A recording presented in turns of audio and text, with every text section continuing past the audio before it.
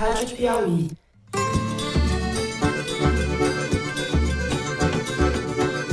Olá, sejam muito bem-vindos ao Foro de Teresina, o podcast de política da revista Piauí. Então, obviamente que nós lemos com muita atenção, com consideração, mas nós achamos que realmente o comunicado preocupa bastante. Eu, Fernando de Barros e Silva, na minha casa em São Paulo, tenho o prazer de conversar com os meus amigos José Roberto de Toledo, aqui pertinho. Opa, Toledo. Opa, Fernando, mas quero te corrigir, eu não estou aqui em Santa Cecília, estou a caminho de Pequim e Xangai, que eu vou acompanhar. Tá na comitiva, ele é chique. Não, estou aqui bem longe dos aqui, patos laqueados. Não tenta enganar os velhinhos. Que em Provérbios 31:10 diz que mulher virtuosa, ela é mais preciosa do que pedras preciosas. Thaís Bilenque, também pertinho em São Paulo. Salve, salve, Thaís. Salve, salve, Fernando Toledo. E como fala salve, salve em chinês? Alexa, como é salve, salve em chinês? Salve, salve em chinês é Hai ni hao. Mas pelo amor de Deus. Humanity is on thin ice, and that ice is melting fast. But today's IPCC report is a how-to guide to defuse the climate time bomb. Bom, antes que vocês descambem de vez, vamos aos assuntos da semana. A queda de braço entre o governo e o Banco Central terá vida longa. Nesta quarta-feira, o Comitê de Política Monetária, o Copom, decidiu manter a taxa básica de juros em 13,75%. Essa é a quinta vez consecutiva e a segunda desde que Lula tomou posse que os juros são mantidos no atual patamar, o mais alto desde 2016. A decisão do comitê veio em linha, como se diz em jargão, com a projeção praticamente consensual do mercado financeiro de que os juros ficariam como eu fico no futebol atualmente, paradinho, inalterado, como eles gostam de dizer por lá. Ao manter os juros, a medida segue a tendência internacional. O Banco Central dos Estados Unidos decidiu nessa quarta elevar a taxa de juros, alta que está fortemente influenciada pela falência do Silicon Valley Bank e do cenário financeiro mundial instável. O boletim que acompanha o aumento dos juros nos Estados Unidos, no entanto, sinalizou que essa é uma medida pontual e que os juros não continuará subindo por lá. No Brasil, economistas apontam que a definição do arcabouço ou da âncora fiscal, como queiram, poderia ter ajudado na queda de juros. Lula anunciou nessa semana que a divulgação da nova regra fiscal só será feita em abril, quando ele e Fernando Haddad, ministro da Fazenda, retornarem da viagem que fazem neste fim de semana à China. A justificativa para o adiamento é que não faria sentido apresentar o plano e, em seguida, viajar sem poder prestar esclarecimentos e rebater críticas. Faz sentido. Haddad afirmou que o novo arcabouço fiscal vai prever uma recomposição das perdas que saúde e educação tiveram com a regra do teto de gastos desde sua implementação em 2017. No segundo bloco, vamos falar do futuro político da família Bolsonaro. A ex-primeira-dama Michele assumiu a presidência do PL Mulher, sim, acreditem. Usou seu discurso de posse para fazer ironias sobre o escândalo das joias das Arábias, escândalo que ela não se preocupou em explicar. Hoje, a única joia aqui presente são vocês, disse Michele na abertura do evento. Ao que eu poderia responder, é isso daí. Dos Estados Unidos, por videoconferência, o ex-presidente Jair Bolsonaro participou do evento e a plateia cantou parabéns para ele, que completou 68 anos. Neste momento, Michele chorou ao lado da senadora Damares Alves. Bolsonaro, que também chorou, embargou a voz e mandou recados para Valdemar. Recados que a Thaís vai explicar quais são. A gente vai aproveitar tudo isso daí para debater o futuro do bolsonarismo e da extrema-direita brasileira. Por fim, no terceiro bloco, o assunto é o fim dos tempos. Estamos cada vez mais próximos do limite ou do esgotamento do planeta Terra. Foi o que apontou um relatório do painel intergovernamental sobre mudanças climáticas. O documento não traz novos estudos, mas um resumo final do conteúdo dos 6 últimos relatórios elaborados pelo painel, reconhecido mundialmente como a fonte mais confiável de informações sobre as mudanças do clima. Cientistas apelaram diretamente a todos para aproveitar uma chance cada vez menor de limitar o aquecimento global a 1,5 graus Celsius ou, do contrário, iremos condenar as futuras gerações de maneira irremediável. Há uma janela de oportunidade que se fecha rapidamente para garantir um futuro habitável e sustentável para todos, diz o relatório. Traduzindo, estamos quase completando a volta do Cabo da Boa Esperança, aquele que quando a gente atravessa, já era, não tem mais como voltar. É isso, vem com a gente.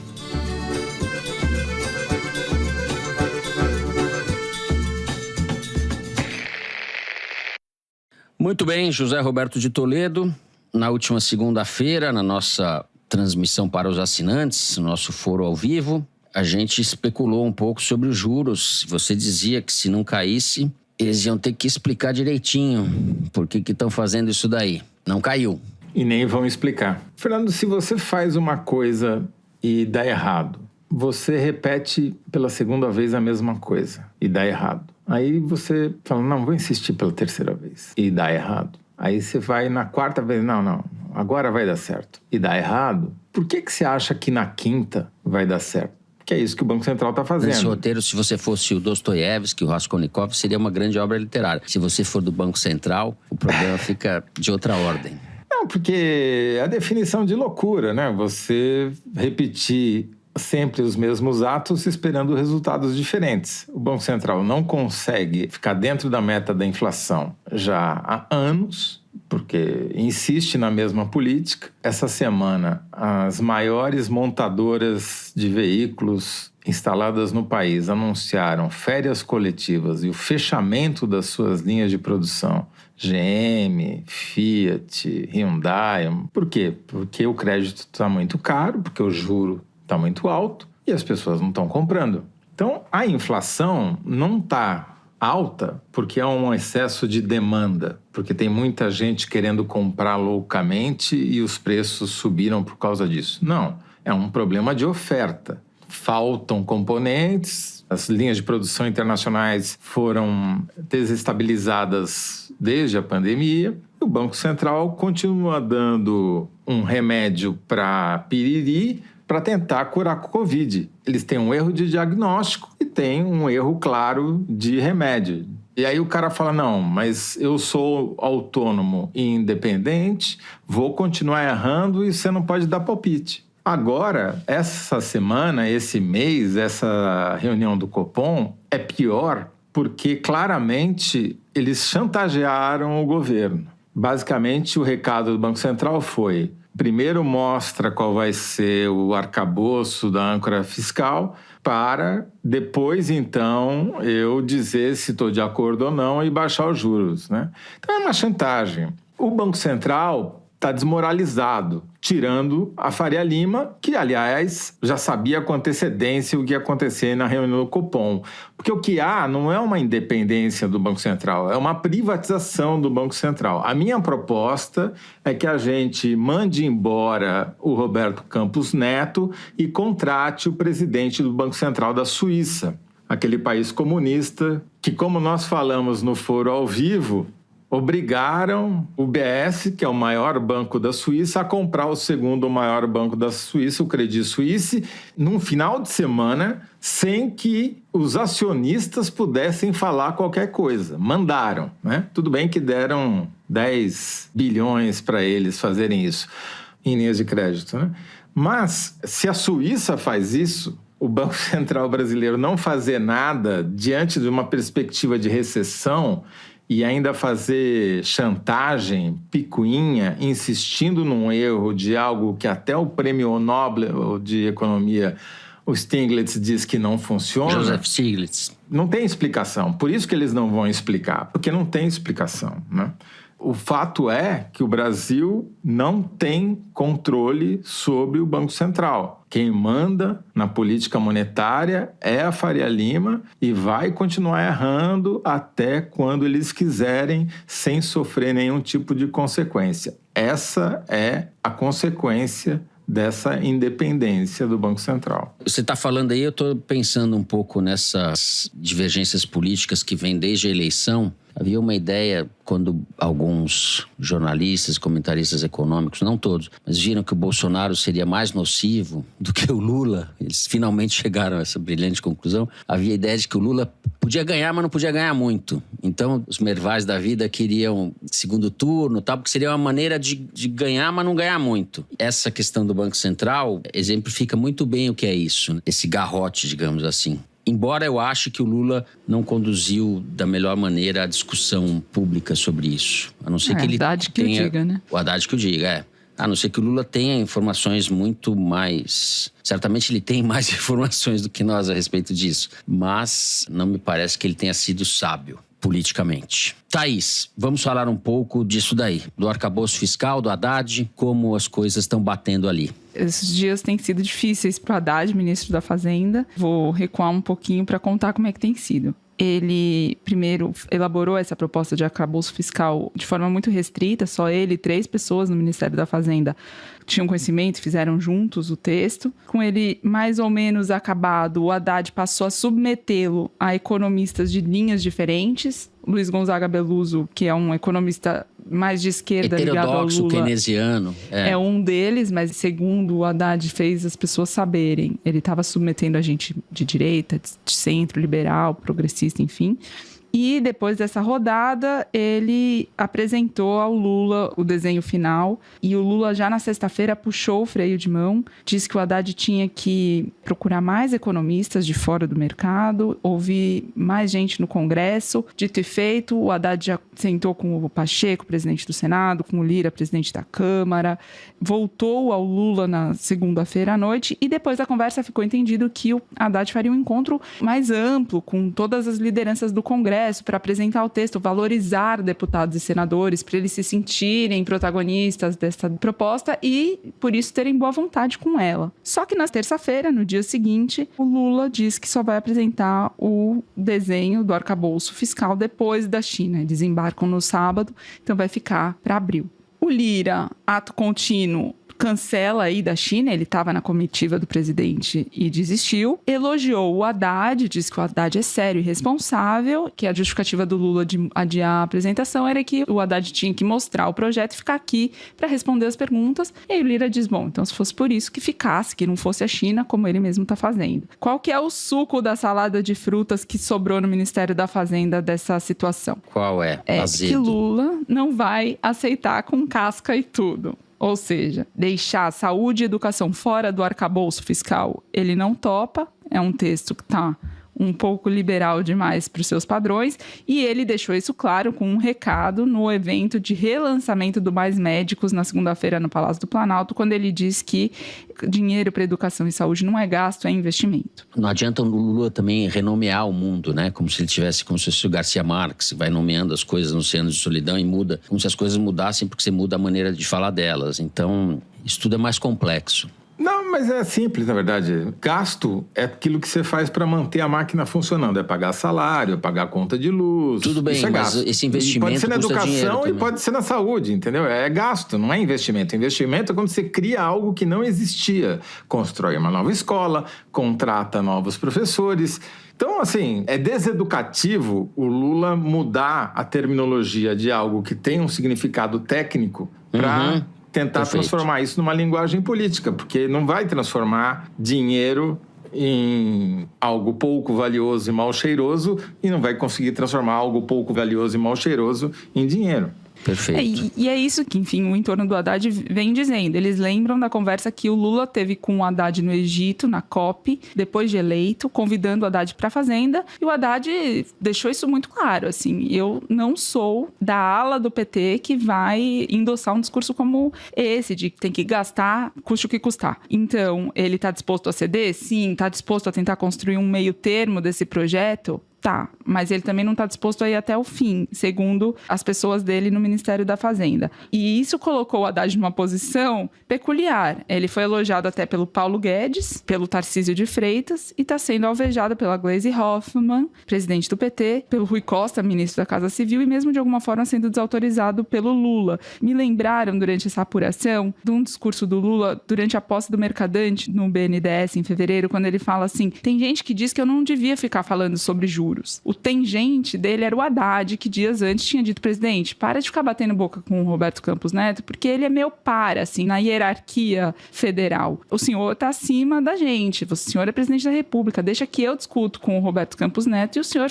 me fala o que é para eu fazer, mas o senhor não precisa descer esse degrau. E o Lula não está disposto a fazer isso desde então, e o Haddad tinha uma dúvida. Bom, o objetivo aqui é o quê? Derrubar o Roberto Campos Neto? Se for esse o objetivo, a gente vai atrás desses votos no Senado e derruba o Roberto Campos Neto. Ou não é isso? E hoje a conclusão no Ministério da Fazenda é que não é esse o objetivo. O objetivo do Lula é ficar passando recado, se fincar na esquerda, né? Mais à esquerda nesse debate. Esse objetivo seria bastante traumático e dificilmente seria alcançado. Assim, se criaria uma crise política incidindo direto sobre a economia, muito perigosa, né? No momento também. Um custo altíssimo. Não, mas ele quer ficar batendo, é que nem juros. Ele não quer, só que isso tem um custo muito alto para o ministro da Fazenda dele. Sim. Que agora, e aí eu entro nessa segunda parte da apuração, que é isso, que está batendo de frente com o Rui Costa. Ninguém fala abertamente disso, mas existe uma dificuldade de relação entre os dois, porque o Rui Costa e ele, tacitamente, disputam a sucessão do Lula. Ministro da Casa Civil é, por definição, um cargo importante, ministro da Fazenda, idem. O Rui Costa deu um chá de cadeira no Haddad essa semana, tinha uma reunião marcada no Palácio do Planalto, 8h30 da manhã. O Haddad chegou pontualmente, tinha avisado que ia ficar só na primeira hora da reunião, e eles atrasaram 50 minutos, ninguém apareceu para dar justificativa nenhuma. A Miriam Belchior aparece, que é a número 2 da Casa Civil, e aí o Haddad fala: bom, sinto muito, tô indo embora. E o Rui Costa não manda nenhum WhatsApp pedindo desculpa ou dando qualquer satisfação. Então tem um climão na Fazenda em relação ao Rui Costa. O Lula não interfere, né? Até segunda ordem não deu sinais de que vai interferir. O Haddad sabe que as chances que ele tem politicamente é se a economia melhorar. Então ele precisa da boa vontade que o governo está consumindo em relação ao próprio mercado e os agentes todos econômicos. Ele precisa aprovar os projetos dele, a começar pelo marco fiscal, mas no entendimento da Fazenda, sobretudo da reforma tributária, para ele chegar em 2025 com algum cacife para apresentar para o Lula. Então, a vida dele está difícil. Isso que tudo que a Thaís falou é absolutamente certo e verdadeiro, e tem um motivo para isso estar acontecendo. 2 motivos, na minha opinião. Primeiro, que o Lula está absolutamente frustrado com as dificuldades que ele tem na articulação política. Está claro que o presidente do Senado, mas principalmente o presidente da Câmara, vão vender muito cara a eventual aprovação desses projetos da âncora fiscal e da reforma tributária. Arthur Lira está querendo, inclusive, inverter a ordem de aprovação para que lhe seja mais conveniente, né? Aprovar primeiro a âncora fiscal e depois a reforma tributária. E aí o Lula está afirmando o seu poder dentro do governo. Está tentando mostrar, falar, quem manda aqui sou eu, né?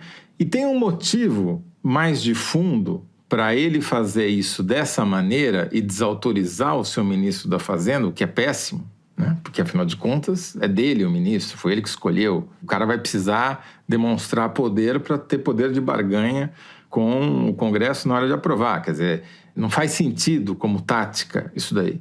Mas tem um motivo que é o seguinte: eu pedi para o IPEC fazer um estudo baseado nessa última pesquisa sobre a popularidade do governo, que tinha uma bateria de perguntas, as pessoas concordavam com várias frases, para a gente tentar identificar qual é o núcleo do bolsonarismo e qual é o núcleo do lulismo, de apoio a eles. A conclusão são várias. A principal é que o núcleo do lulismo é quase 2 vezes maior do que o do bolsonarismo.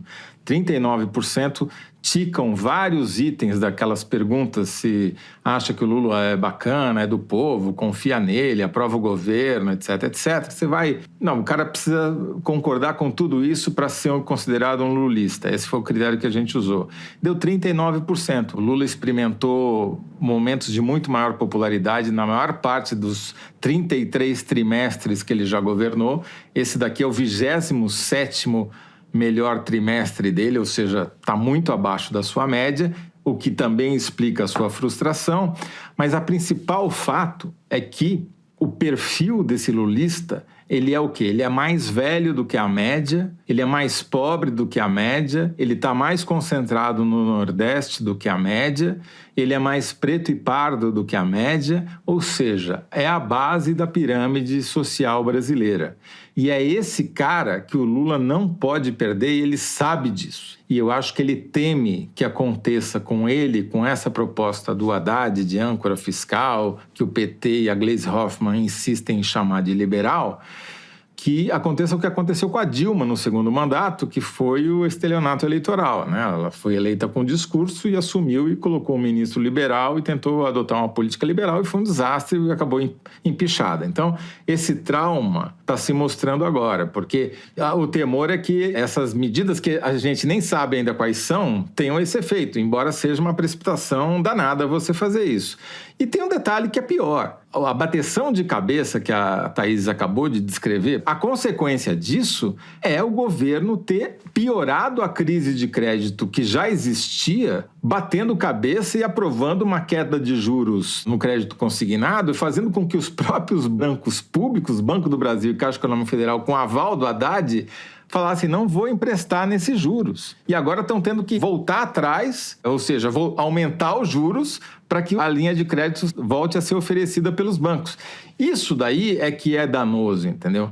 O cara faltar na reunião é ridículo, mas não tem nenhuma consequência prática imediata. Agora, você errar na linha de crédito, que é a coisa que está mais em crise, que você mais precisa, e quem que se beneficia desse crédito? As pessoas mais velhas, mais pobres, mais pretas e pardas, exatamente o coração do lulismo. O governo deu um tiro no coração do lulismo quando cometeu esta imbecilidade de tentar baixar a taxa de juros com uma canetada. Bom, eu só queria acrescentar que a minha sensação, reforçada por tudo isso que vocês disseram, é de que o governo não chegou aos 3 meses e está claramente com envelhecimento precoce. Isso não tem nada a ver com a idade do Lula. A gente tem uma sensação de que chegou em 3 meses cansado, com menos capacidade de tomar as decisões, porque o Congresso é hostil, porque vai vender caro, porque o cenário internacional é muito complicado. Não é trágico, tá? O Lula tem gordura para queimar, mas esse seria o momento de ter outra percepção da condução do país. O filme que a gente está assistindo não é bom. O retrato talvez seja mais ou menos, mas o filme não é bom. Se a gente comparar o poder do Haddad hoje com o poder que o Palocci tinha no começo do governo Lula, no primeiro mandato, o Palocci tinha um congresso mais favorável, ele era mais afinado com o mercado, ele era malandro,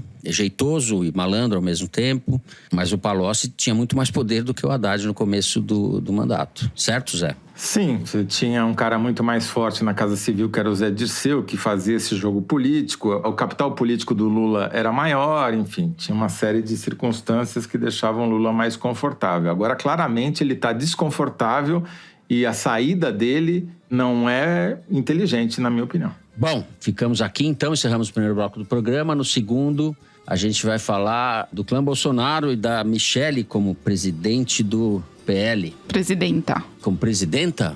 Presidenta. A gente já volta.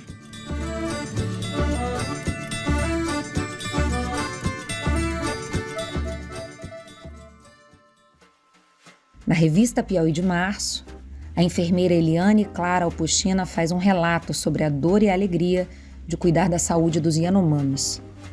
João Batista Júnior mostra como a atriz Thaís Araújo mastigou o racismo em 30 anos de carreira. Felipe Vilicic conta como o youtuber Felipe Neto enfrentou as perseguições e ameaças dos bolsonaristas durante 4 anos. E Vladimir Safatli alerta: a extrema-direita não está enfraquecida. Pelo contrário. E ainda um capítulo inédito de Salvar o Fogo, novo livro de Itamar Vieira Júnior, o autor de Torturado. No papel, no celular ou no computador, assinante Piauí lê esses e outros textos com exclusividade. Saiba mais em revistapiauí.com.br.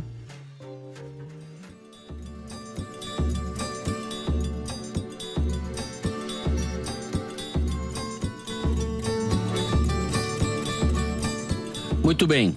Thaís Bilenque, vamos começar com você esse segundo bloco. E vamos começar pela cerimônia de posse da nova presidenta do PL, Michelle Bolsonaro, que está sendo cogitada ou incensada como um quadro político. Não se sabe para quê, mas irrelevante ela não é, com diamantes ou sem diamantes. Você apurou um pouco o que aconteceu lá, quais são as brigas no casal, digamos assim, ou a briga política que passa por dentro do casal, digamos assim, né? Então, com a palavra, nossa presidenta do Foro de Teresina, Thaís Bilenca.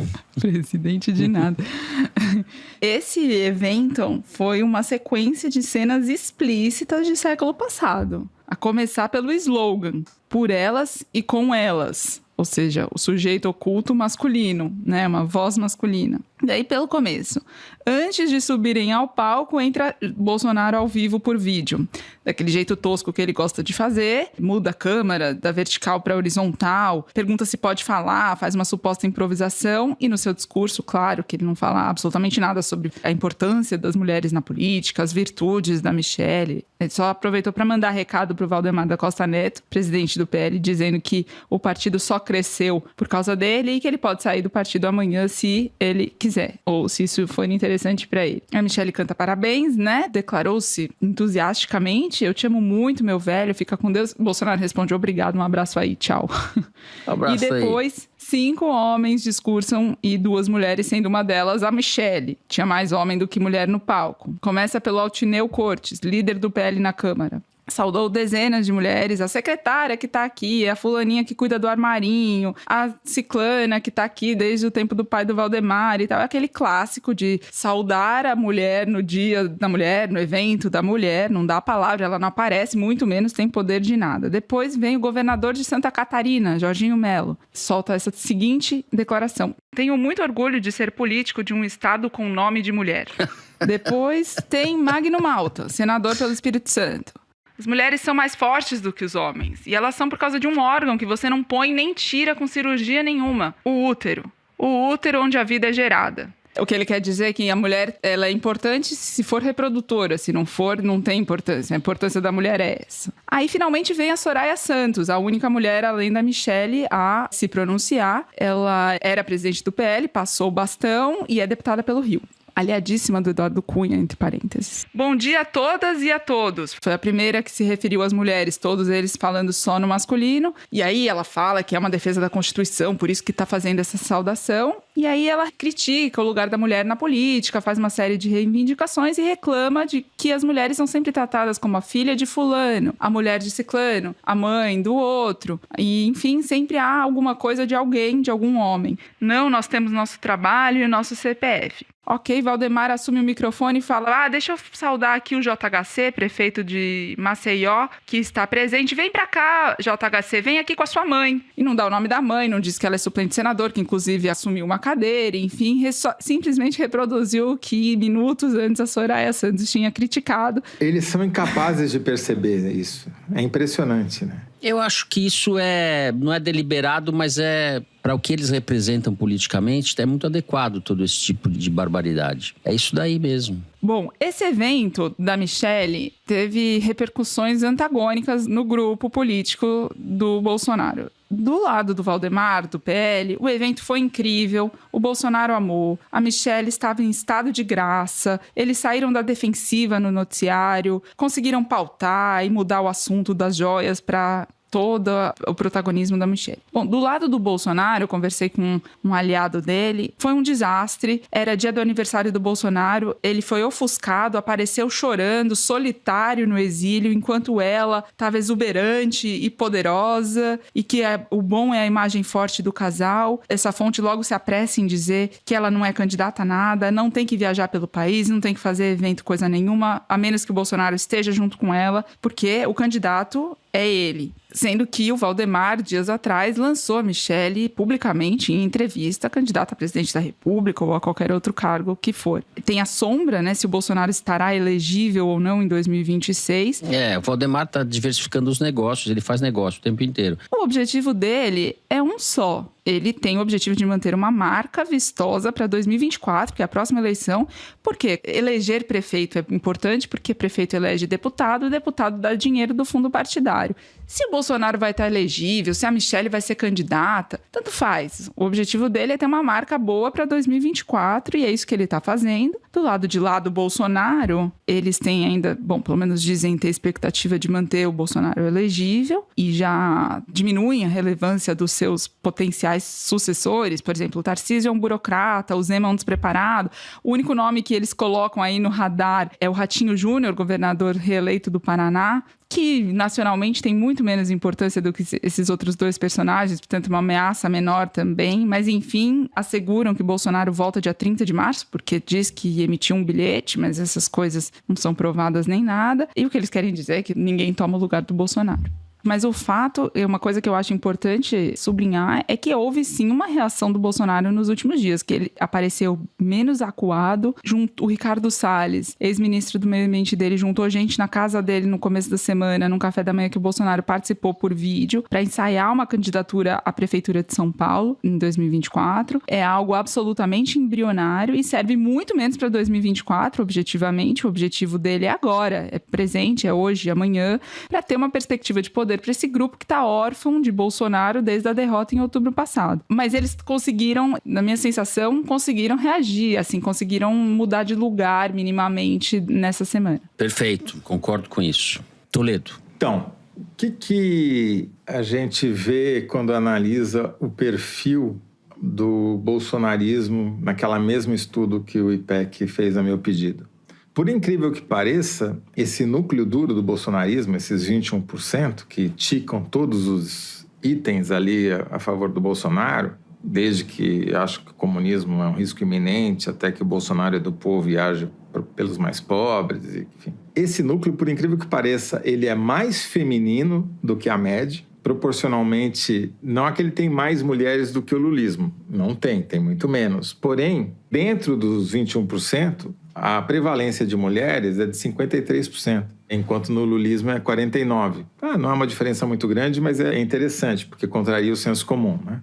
Ele é mais jovem, principalmente ele é mais o quê? Ele é muito mais evangélico do que o lulismo, do que a média, do que a terceira via, do que todo o resto.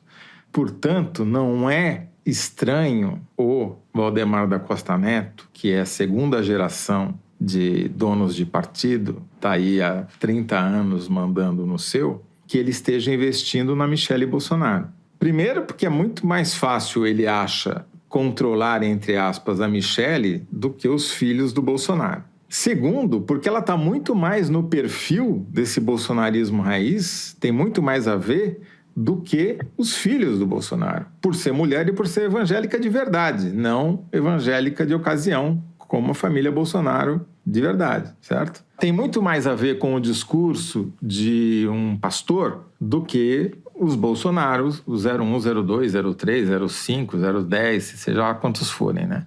Agora, pedi para Arquimedes fazer um levantamento comparativo do desempenho da Michelle e dos filhos do Bolsonaro nas redes sociais. A Michelle é muito menos ativa do que os filhos do Bolsonaro. Ela nem tem conta no Twitter, mas no Instagram ela já passou todos os filhos do Bolsonaro. Foi a que mais cresceu em número de seguidores nos últimos meses, também entre os Bolsonaro. E, só para fazer uma comparação, ela somou 164 mil novos seguidores no Instagram esse ano, em menos de 3 meses, enquanto o Bolsonaro que mais somou foi o Eduardo, com 88 mil, e o queridinho, que é o Flávio, 28 mil. Então, ela é quem está mais crescendo, tem o perfil mais parecido com esse núcleo duro do bolsonarismo e é maltratada pela família. Foi aniversário dela essa semana e ninguém deu parabéns, nem o Bolsonaro nas mídias sociais. O que eu quero dizer é que a reação do Bolsonaro com o recado que a Thaís muito bem sublinhou, do Bolsonaro para o Valdemar da Costa Neto dizendo não vem não, proibindo a Michelle de fazer viagem sem ele pelo país e dando um esculacho público no Valdemar, é porque ele sentiu que o Valdemar está querendo botar uma cunha ali mesmo e aumentar esse racha dentro da família e capturar a Michelle para o lado dele, né? E vou dizer que não é a única cunha no bolsonarismo, não. Esse movimento dessa semana, que nem vale a pena a gente entrar em muitos detalhes do Moro, tem o mesmo objetivo. Essa narrativa toda aí do crime pretendido que nunca ocorreu, não é à toa nem coincidência. É mais um tentando entrar na seara do Bolsonaro, que fez um gesto arriscado, ficando do lado do Moro, se solidarizando com o Moro, tentando tirar uma casquinha contra o Lula, mas pode estar criando um monstro no seu próprio quintal. Concordo com isso. O Moro é uma opção, o sujeito não está fora do jogo. Não está fora do jogo. Sobre redes e Michele Bolsonaro, eu queria fazer um PS aqui, que é o seguinte, ela tem lançado várias linhas de produto nas redes sociais, camiseta, cosméticos em parceria com maquiador, tem a história da tal da Bolsonaro Store, enfim, uma forma de rentabilizar a política muito heterodoxa. O Eduardo Bolsonaro faz isso também, ele lança a camiseta em parceria com vendedora em Goiânia e tal, uma história esquisita, que pode ter também uma intenção aí de dizer, eu não tenho joias de 16 milhões de reais, né? Eu vendo produtos de cosmética para classe C e D. Pode ser que ela esteja querendo fazer uma imagem de mulher simples, mas é inusual. Empreendedorismo. De empreendedora. Sim, mas é inusual que na política, que é exatamente o que o Toledo estava falando, de quem que ela quer acessar. Exato. Que ela use a visibilidade da plataforma, o cargo do marido, né? Para fazer comercialização comum. Né? Uma coisa... Não, mas ela já é a segunda em número de seguidores na família Bolsonaro. Só perde pro marido, ganha de todos os filhos. Quer dizer, na verdade, ela está criando uma linha de financiamento próprio, Thaís. É um negócio. É um negócio e uma maneira de adquirir independência financeira também. Muito bem. Bom, a gente vai encerrar o segundo bloco por aqui. Vamos direto, Mari, para o número da semana, é isso? O número que é tirado da seção Igualdades do site da Piauí. Diga lá, Mari, qual é o número? Fernando, o número da semana é 57 mil. Desde 1995, quando o Estado brasileiro reconheceu a existência do trabalho análogo à escravidão, mais de 57 mil trabalhadores foram resgatados. Sendo que nos últimos 10 anos desse período, o ano com mais pessoas resgatadas foi 2022, com 2.500 trabalhadores. 27% a mais do que em 2021, quando foram resgatadas 1.930 pessoas. O Radar SIT e o Smart Lab reuniram esses dados do Ministério Público do Trabalho e do Ministério do Trabalho, e o Igualdades dessa semana detalhou os números e o perfil das vítimas da escravidão contemporânea. Esse crescimento acontece a despeito ou por causa de um governo como o de Bolsonaro, no qual isso não era prioridade, embora as ações de fiscalização sejam capitaneadas por órgãos não necessariamente ligados ao governo federal, como o Ministério Público, por exemplo. Os poucos recursos que o Ministério do Trabalho disponibilizou durante o governo Bolsonaro foram suficientes para aumentar o número de pessoas libertadas. Imagina se não houvesse restrição orçamentária nem ideológica para ir atrás dessas questões. Perfeito. Eu ia falar exatamente isso, Zé. Vamos fingir assim. Ok. Desculpa aí, roubei sua fala. O bom é fala. Bom, a gente vai encerrando assim o número da semana e no terceiro bloco vamos falar das mudanças climáticas do relatório do IPCC. A gente já volta.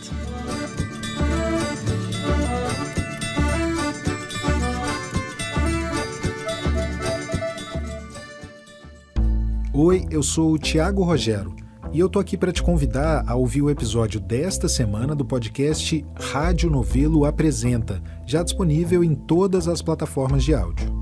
A gente sabe que as fake news que pipocam no Zap vieram de algum lugar, né? Tem alguém criando cada uma delas. E a Carol Pires conversou com um desses caras.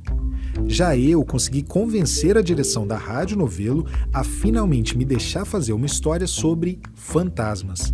Se você tem medo desse tipo de coisa, fique tranquilo. Prometo que não vai ter susto nenhum. Quando terminar de ouvir o foro, procura a gente na sua plataforma favorita. Rádio Novelo Apresenta. Também estamos no YouTube e no nosso site, radionovelo.com.br. Toda quinta, um episódio novo.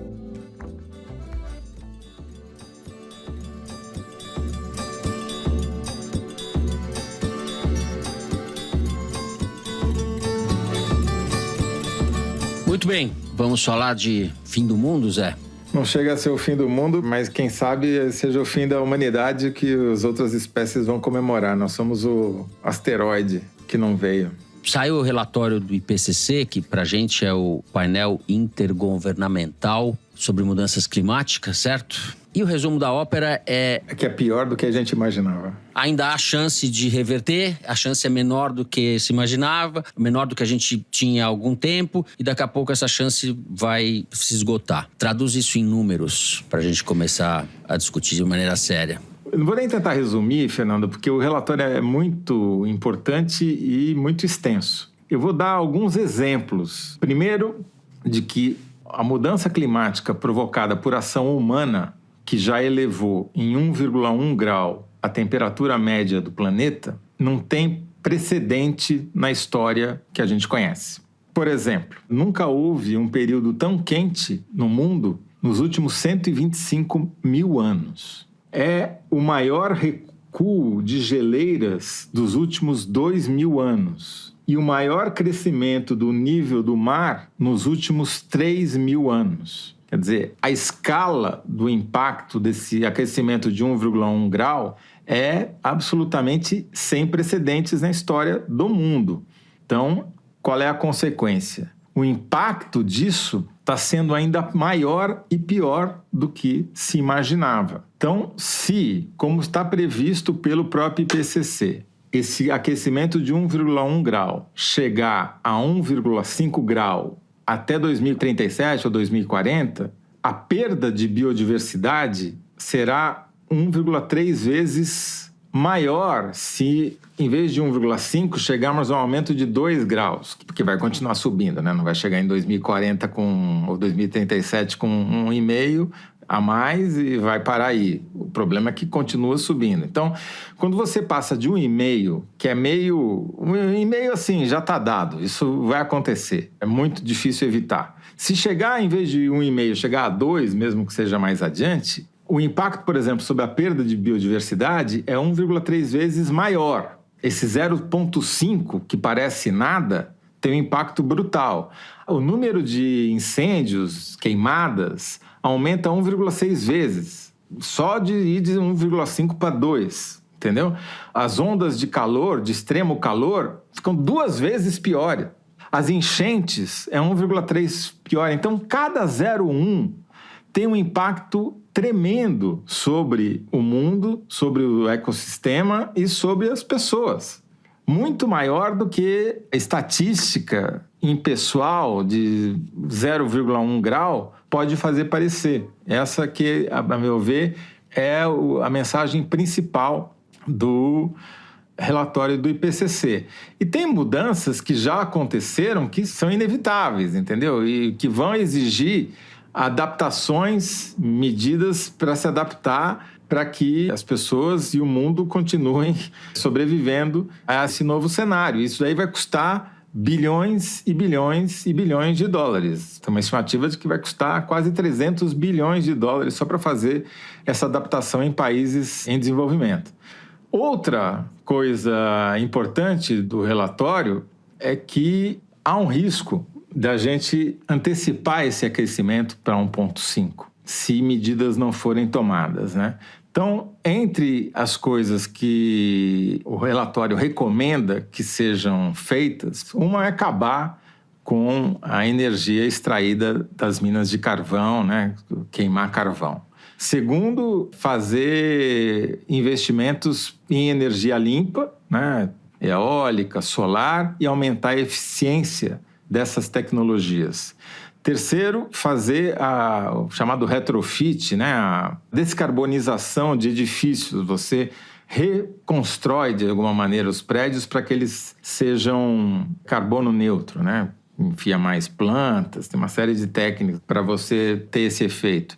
A mesma coisa com a produção de cimento e aço e plásticos. E uma mudança para os veículos que sejam neutros ou que não emitam carbono. Então, eles falam em veículos elétricos, mas eu, por minha conta, vou colocar também os híbridos, que, a meu ver, fazem muito mais sentido, né? Porque se o veículo elétrico consome uma energia que não é limpa, que é carvão, por exemplo, não adianta nada, né?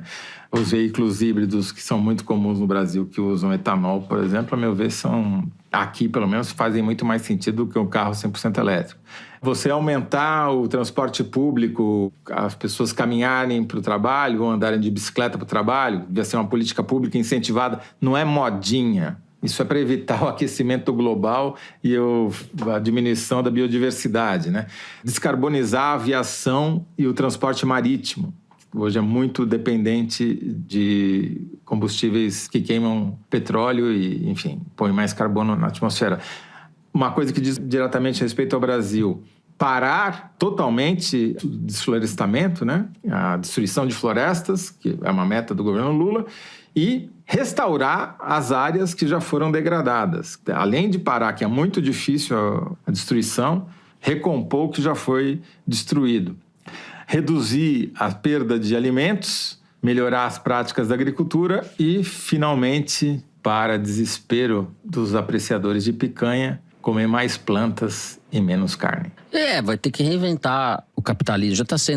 Parte disso já está sendo feito, mas a dinâmica desculpa falar esse nome, mas do capitalismo foi de esgotamento dos recursos do planeta, né? E agora, quando a gente chega perto de bater na parede, você tem que reinventar como fazer dinheiro preservando o planeta, né?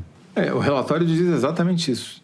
Ele diz que é preciso você criar um financiamento a esse processo de adaptação climática e precisa crescer muito em relação ao que existe hoje. Eu ainda acho que o mundo vai acabar antes do capitalismo. Na verdade, como eu disse no começo, nós somos o asteroide. Thaís Bilenka, você que está aí de verde... Não vou fazer essa gracinha com essa. Sei que já está contribuindo, cara. Eu sou carbono neutro. Carbono neutro.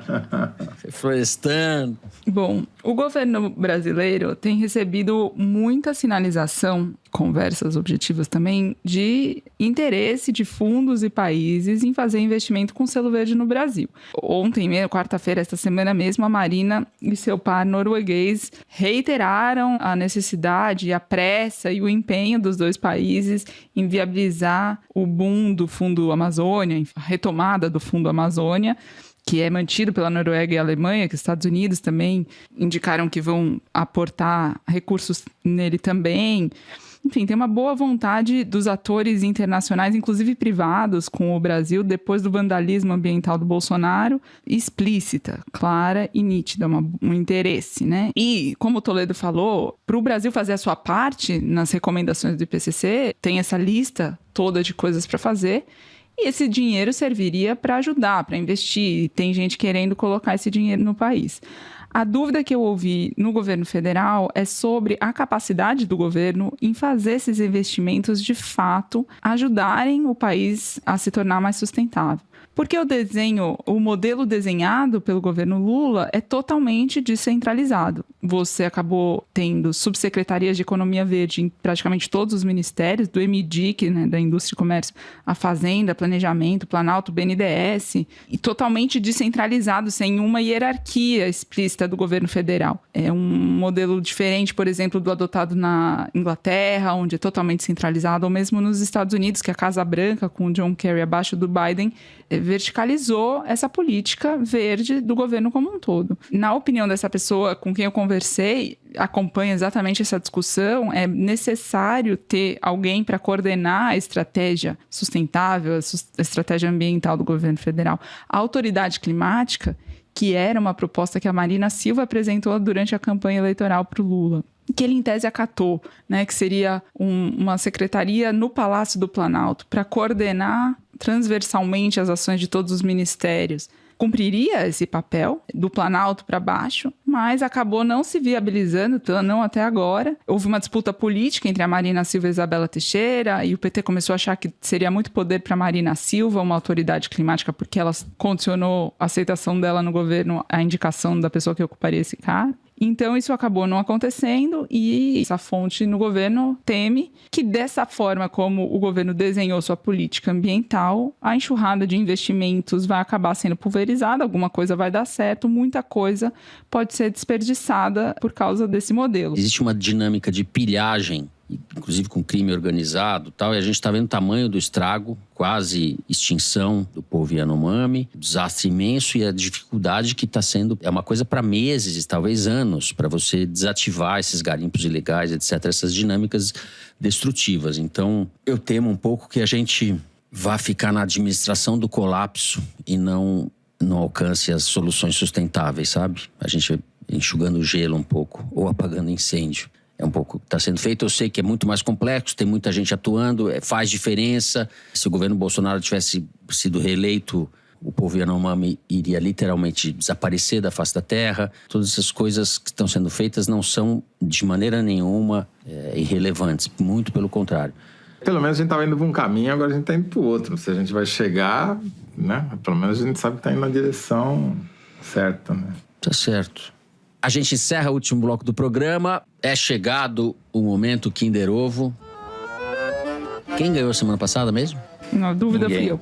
Quem era? Ninguém, não foi? Apresentador Gagá, não lembra mais o que você falou na semana Acho passada. que não, Nem lembro. ninguém ganhou. Pode pôr da semana passada de novo, então, que eu não vou lembrar quem é. Solta o Kinder Ovo aí, Mari. Falta, às vezes, para a turma botar a botina e ir para o campo. Visitar a Dona Yara e perceber que a casa dela corre do lado de um córrego fétido que não tem saneamento, que não tem esgoto. Não é o governador, né? Ou é o governador? Invade o barraco dela. Tarcísio, Se ela não. tiver colocado Tarcísio? os móveis para cima, ela vai perder tudo que ela comprou no crediário. É? Tarcísio. A minha intimidade com essa extrema-direita é uma coisa realmente preocupante para os rumos do programa. O cara decifra as vozes. Isso daí, o Tarcísio. Decifra. Tarcísio é 10. Tarcísio é 10. Fernando identificou o Tarcísio pelo típico sotaque paulista dele. Bom, para registro oficial, para os anais, Tarcísio de Freitas, governador de São Paulo, no programa Direto ao Ponto, daquela emissora Jovem Pan News, programa Jovem Pan News. Muito bem, depois deste épico Kinder Ovo, vamos ao Correio Elegante. Vocês me resgatam de novo. A Juliana Destro, vou começar assim, que é uma reincidente. Ela contou o seguinte: trabalho no mercado financeiro, olha aí, tô na ala dos terceirizados e sem bônus. Fico 100% remota e não conheço quase nenhum colega pessoalmente. Até que precisei cobrir um evento. Enquanto me alimentava de pão de queijo, na mesa do café um colega chegou sorrateiro e disse baixinho: ouvi sua cartinha no foro de Teresina. Olhei intrigada. Ele sorriu e completou: somos infiltrados. Depois saiu com as mãos nos bolsos com seu colete fofinho. Será esse o amigo do Toledo na Faria Lima? Um abraço dessa infiltrada no clã. Não. Muito bom, a Juliana Destro. Destro, ela ainda chama de Juliana Destro. Juliana Sinistro. Toledo, já pegaram vai o seu... ter que... Não, mas não vai é ter o que meu abrir amigo, suas não. cartas. Ele não Colete usa fofinho. colete. Não, ele não usa. Meu amigo não usa colete. O Márlio Aguiar mandou esta. Moro em Florianópolis e no último ano ministrei aulas de Direito Romano na Federal do Paraná e em minhas viagens semanais até Curitiba ouvi o foro às sextas pela manhã. Mas meu contrato de professor substituto se encerrou em março e pode ser a última vez que eu ouvirei o foro ao longo dessas tortuosas estradas. E já com saudade da sala de aula e dos mais de 150 alunos que tive a honra de acompanhar, peço a deferência de mandarem uma saudação especial às turmas do primeiro ano do curso de Direito da Federal do Paraná. Agora, secundanistas que enfrentam com coragem, bom humor e dedicação sua iniciação no mundo acadêmico. Se o foro me tirava as esperanças do Brasil, eram os meus alunos quem a recompunham. E quero deixar registrada a minha gratidão aos melhores alunos que esse professor poderia ter tido. De brinde, o foro pode ganhar um número significativo de ouvintes muito mais perspicazes do que eu. Registro ainda meu amor a Dani, minha namorada, e a NYX e a Clio, as gatinhas que me esperam pacientemente em Florianópolis. Muito bem. A Gabriela Gama mandou uma mensagem bastante tocante. Meu pai era muito fã de vocês, não perdia um único episódio. Assinante Piauí daqueles que esperam para ler e comentar as reportagens. Ano passado ele ficou doente, foi internado na UTI com uma infecção generalizada. Vários problemas de saúde foram se somando, agravando seu quadro. Em um de seus momentos mais lúcidos, ele me disse: sinto falta do foro de Teresina. Mas o que depressa liguei o podcast e ele se divertiu tanto. Risadas daquelas que vinham da alma. Eu guardei aquele momento com muito carinho, pois foi um oásis nos dias que vivíamos por lá. Infelizmente, ele não resistiu e descansou. Eu fiquei com vocês de herança e toda semana os ouço imaginando meu pai aqui comigo. Obrigada por me proporcionarem esta lembrança boa. Muito bom, Gabriela. Muito Puxa, obrigado. que mensagem. Gabriela, tirou Ficamos aqui lágrimas. emocionados com a sua mensagem. Sim, e agradecidos por você continuar nos ouvindo aí. Como ela Vamos tentar chama? honrar a sua herança. Gabriela, um beijo. Lindo, um beijo. Que lindo. mensagem bonita demais. Eu quero mandar um beijo para uma ouvinte muito especial, que é a Marta Camareiro. que é a avó do meu amigo João Camareiro, que tem mais de 90 anos e lá do interior, na fronteira da Grande Matão, não na Grande Matão, lá na região de Jaú, já tá fora dos seus domínios, ouve o foro toda semana. Não há controvérsias, viu? Então, um beijo carinhoso para Marta Camareiro, que é uma senhora adorável, com quem eu tive a honra de conversar outro dia, no almoço de domingo. Eu finalmente só queria fazer a recomendação de uma série que eu tô assistindo na Apple TV, que chama Extrapolations, que justamente passa-se no futuro pós-efeitos do aquecimento global, Miami debaixo d'água, etc. Para quem não gosta de estatística, é uma maneira de visualizar o que o relatório do PCC prevê. Estamos aí já anotei essa, para quem não gosta de estatística, Thaís. Muito bem. Assim, nós vamos terminando o programa de hoje. Se você gostou, não deixe de dar 5 stars pra gente no Spotify. Segue no Apple Podcast, na Amazon Music, favorita no Deezer, se inscreve no Google Podcast, no Castbox ou no YouTube. O Foro de Teresina é uma produção da Rádio Novelo para a revista Piauí, com a coordenação geral da Evelyn Argenta. A direção é da Mari Faria, a produção do Marcos Amoroso. O apoio de produção é da Natália Silva. A edição é da Evelyn Argenta e do Thiago Picado. A finalização e a mixagem do Luiz Rodrigues e do João Jabassi, do Pipoca Sound. Jabassi, que é também o intérprete da nossa melodia tema, composta por Vânia Salles e Beto Boreno. A nossa coordenação digital é feita pela Fê Cris Vasconcelos e pela Bia Ribeiro. A checagem do programa é do João Felipe Carvalho e a ilustração no site do Fernando Carvalho. O foro foi gravado nas nossas casas em São Paulo e eu me despeço assim dos meus amigos. José Roberto de Toledo. Tchau, Toledo. Tchau, Fernando. Tchau, Thaís. Até o fim do mundo. Até o fim do mundo, exato. Tchau, Thaís Bilenca. Tchau, gente. Hasta la vista. Tchau, gente. Boa semana a todos. Até a semana que vem.